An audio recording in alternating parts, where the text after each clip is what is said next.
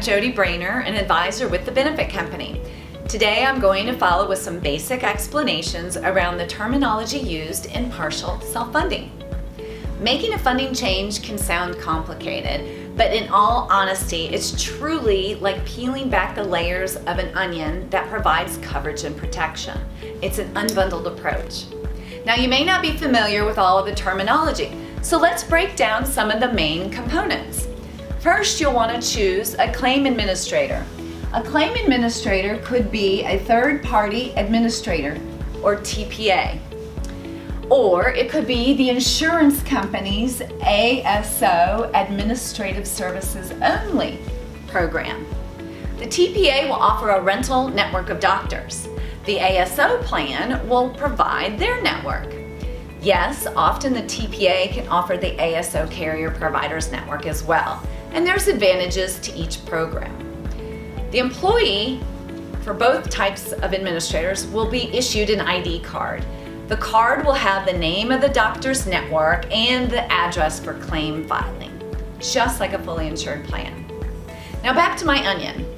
Let's look at the analogy and peeling back the layers. First, you will have administrative charges. Start with the layering. Then, typically those administration charges are paid by the employer in something called PEPM increments, or per employee per month. Then you want to add in your overhead or profit. Then you want to add your consultant commission. And then of course, don't forget Uncle Sam's tax. And last but not least, you have your reinsurance fees. Reinsurance is also known as stop-loss coverage. The reinsurance is designed to protect from catastrophic claims. There's two types of stop-loss coverage. One is known as your specific.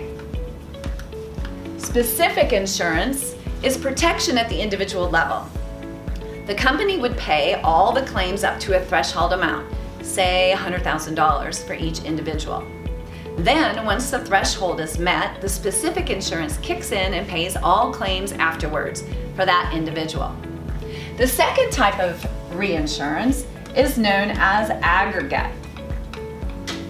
Aggregate coverage is an added insurance layer of protection for all of the group's claims.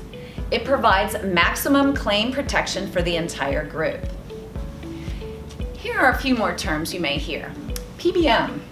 So, PBM is also known as Pharmacy Benefit Manager.